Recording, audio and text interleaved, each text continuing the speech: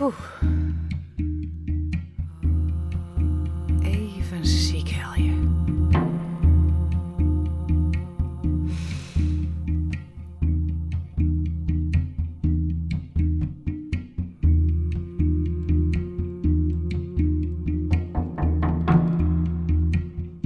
Het gelok van Friesland.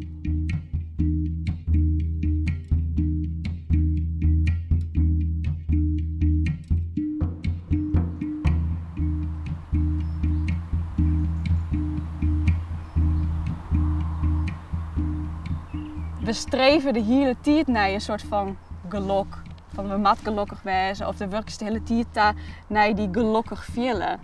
Wils nooit zo echt met het moment nou bezig bent met wat hij gelukkig maakt.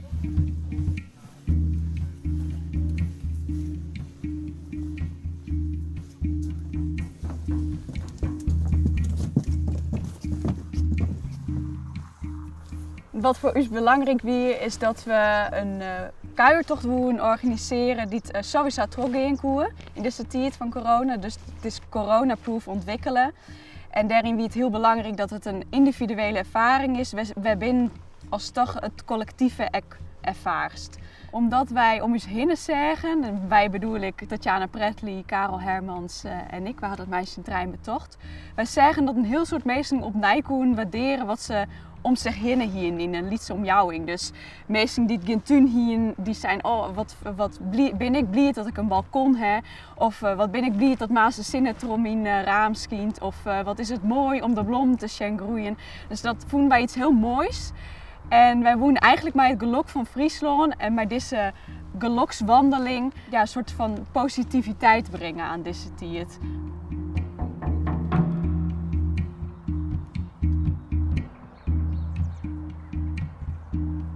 De van elkaar wijzen als het erop aankomt. Elkaar sopjaan als treest in zwieren tijd. Rummikuppen. Een lege wasmand. Binnenpretjes die worden opgemerkt en zonder woorden gedeeld. Sjoen worden, troch een oor. Ik sjoch die.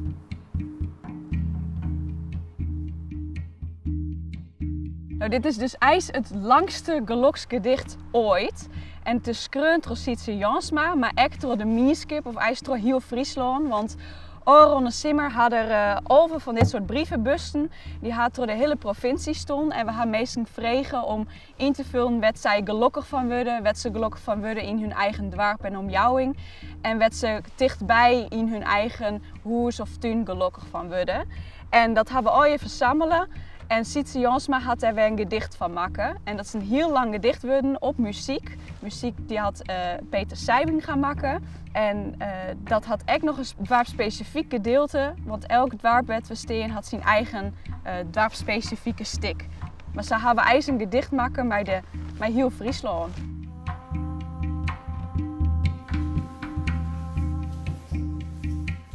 Sushi. Sushi. Jirpels van uw mem of beppe. Sushi. Jering onder stut. Een bakt ei. Op bollen. Met cheese. De rotti van mijn moeder. Beppensissers. Pakensissers. De egen van uw lietse poppen. Alle bijen om je heen. De rest.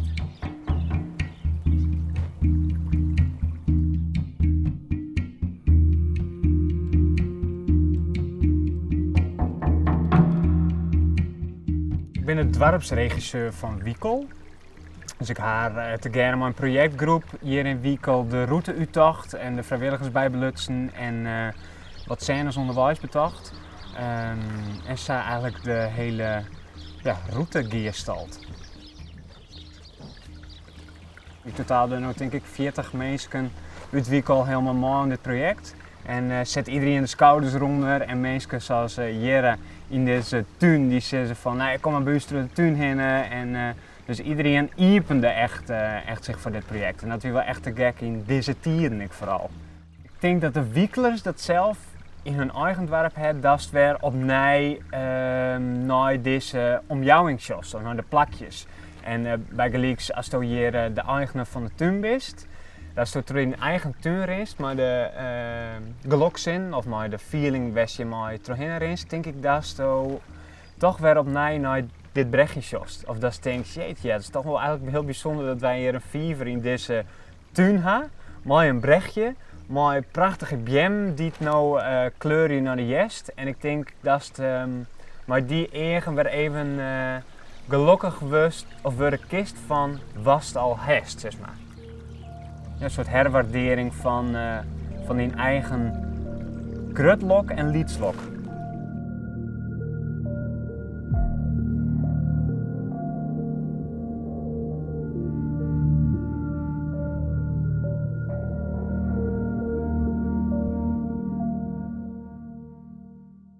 Meeske, dien bette, dien deer. Ze binnen als spiegels van elkaar. Het een leidt in het onthoud van het oor, liek als wolken spiegel je in de zee. Do bist als een wolk boven de zee, als wiet glonzend wetter.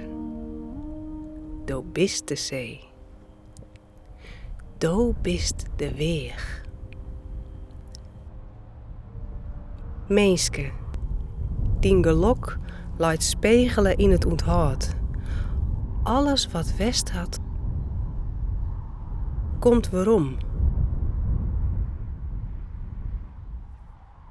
Ik heb zelf erg het gevoel dat we op zoek zijn naar geluk in allerlei dingen die we kunnen kopen. Terwijl volgens mij zit het veel meer in jezelf en in een relatie met iemand anders en in relatie met de omgeving en het landschap. En veel mensen hebben dat volgens mij, krijgen dat niet meer zo door.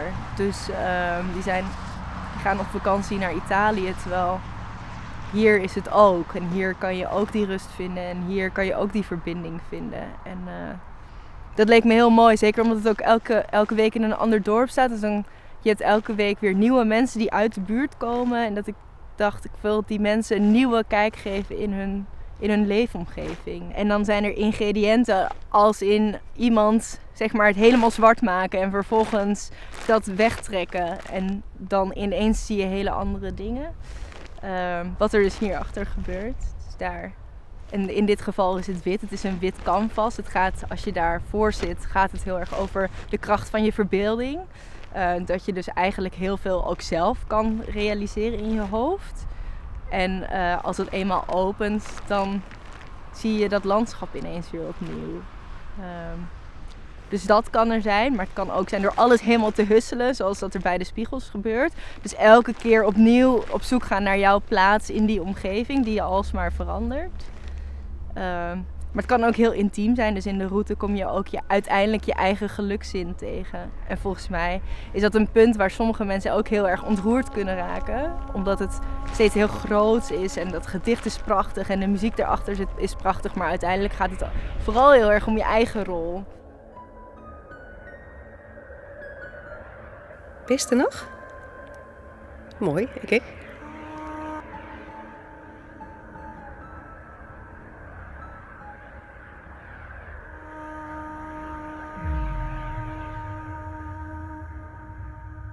Zielbootjes zeilen die het boven de horizon uitstekken. Wij ken je Safir Sjen. Zo heeg mogelijk skommel je. Het vergeten. Het vergeten van tijd.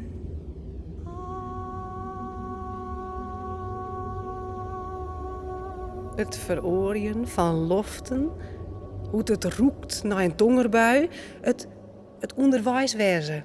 Het gevoel van voortgaan. Een nieuw avontuur. Ja, vreeg je een Fries werd er lokkig van wordt. Nou, dan ben je voort naar net kleer. Voor dit vers heb ik me gericht op meer het fysiologische aspect van geluk. Dat wil zeggen dat het een sensatie is in het brein en die veroorzaakt wordt door impulsen van de zintuigen. Zoals de verlikje kennen mooi als het in een bijkoep gliedest met warm water, dan is het eerst even heel erg lekker. En daarna treedt ook heel gauw weer gewenning op. Het brein ligt net heel lang daar. Maar ergens in die zit het nog. En dat voel ik wel een nieuwsgierig uitgangspunt. Dat de glok wat ooit eens een keer ondervoen hast, dat het nog wel in die zit, als het ware in het onthoud van die lief. En dat het ook weer oproepen kist. En deze kuiertocht is eigenlijk een soort van kuiertocht terug het landschap van diezelf. Dat langs alle ondervindingen van diezelf langs gist. Dus de kuier zit glok eigenlijk bij diezelf, de boppen.